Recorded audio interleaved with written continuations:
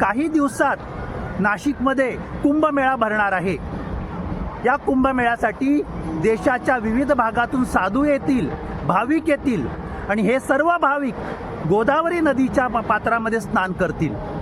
व या भाविकांसाठी गोदावरीला स्वच्छ करणं महत्त्वाचं आहे, पण फडणवीस सरकारसाठी मात्र तपोवनातील वृक्षतोड महत्त्वाची आहे।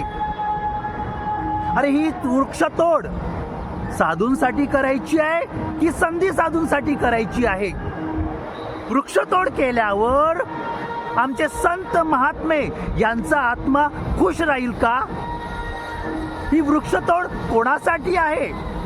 एकदा का वृक्षतोड झाली, कुंभमेळा संपला, तर त्या ठिकाणी सपाट जागा होईल। ही सपाट जागा आपल्या उद्योगपती मित्रांना देण्यात येईल आणि त्या ठिकाणी विविध प्रकारचे उद्योगपती सुरू करतील।